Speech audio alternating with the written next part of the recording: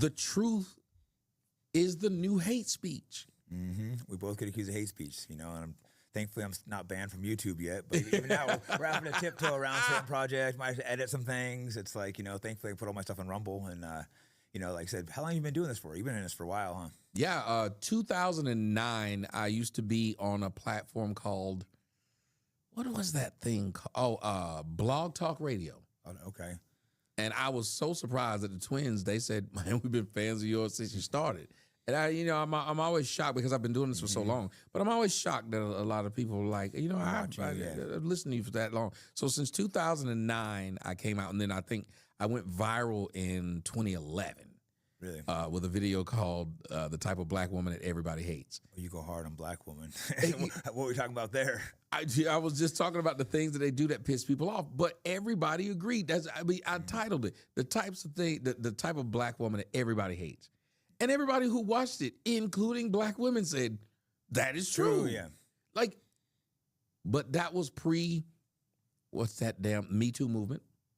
That was that was when you could still have movies where whites could make jokes about blacks, and it was just, I mean, the joke was the joke. Yeah. The joke's there to be made. We should be able to go both sides. It's like we get along better if we can joke about each other's race.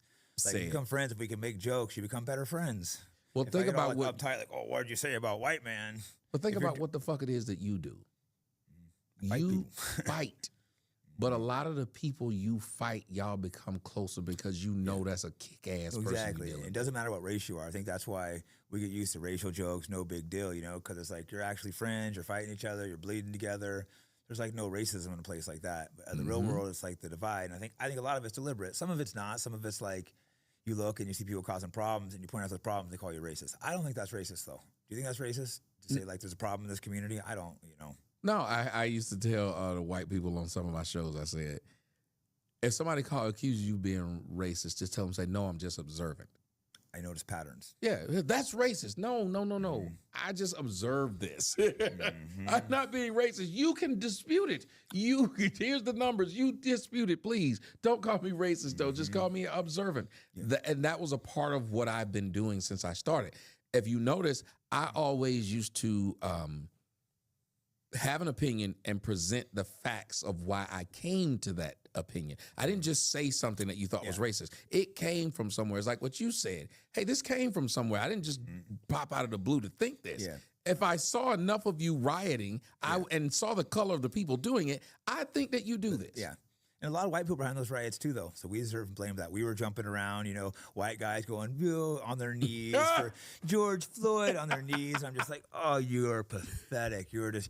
Did you see? So you don't like the foot washers? No. If I was you, I was those motherfuckers washing my feet. But I seen one. There was a dad and he had a son. They were like in fake chains, like going along, and it was like, I'm sorry. Like I saw that, and like, dude, your kid should hate you. You are disgusting putting this in your head. So it goes both ways. I hate both sides that push this divide. We need to like come together and be like, let's improve our societies. White, black, Asian, Mexican, whatever we are, we need to come together as a country and not blame everything on racism.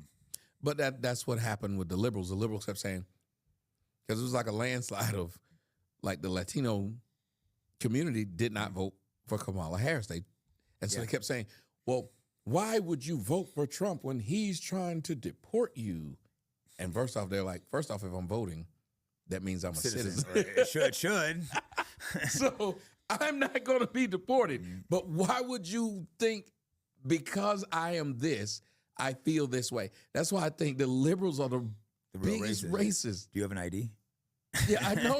you can get. Do I know how to use a computer? Yeah, I can't believe. Yeah, I can't believe my liberal friends say stuff like this. Like, oh, black people have an ID. Like, do you ask your black friends to have an ID when you go out? It's like, do you realize how racist you are?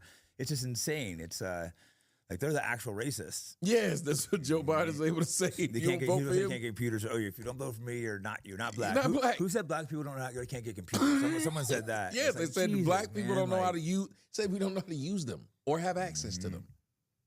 Literally, black folks have smartphones, ma'am. They have a very powerful computer called an iPhone. Yeah, and we're the racist ones saying this.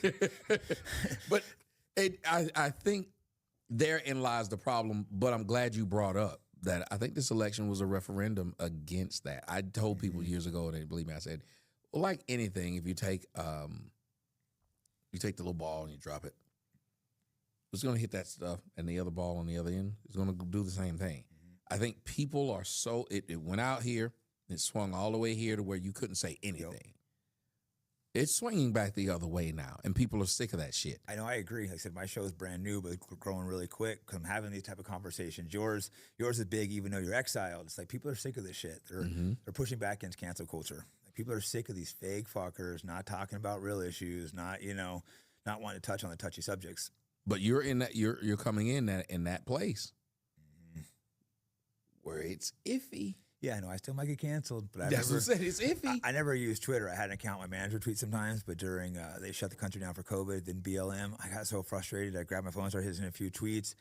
People just flipped out on me. The Twitter people, my managers, agents, everyone calling me like, "Stop tweeting, stop tweeting," and I'm just like, "No, I'm sick of this shit, and I'm gonna start speaking my real opinions." How do you deal when that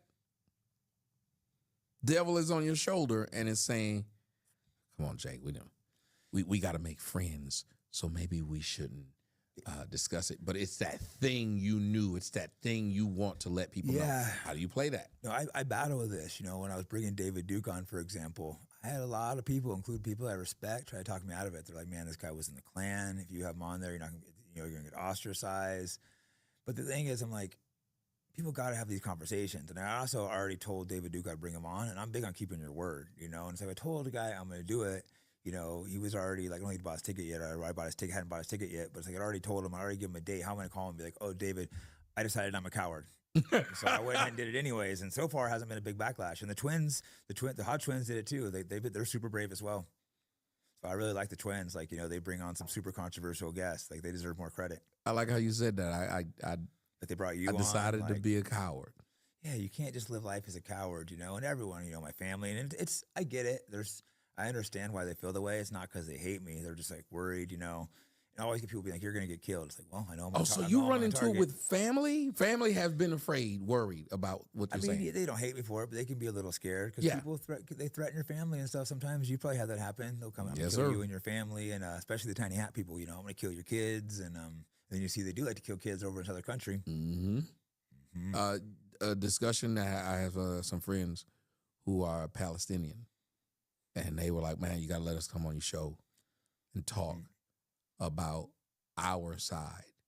Why do you think it was considered anti-Semitic to just hear? Because what it seemed like the through line of what we've been talking about is actually being open to talk to people about tough issues. Yeah. But that's what they don't want to have happen. They don't want that discussion.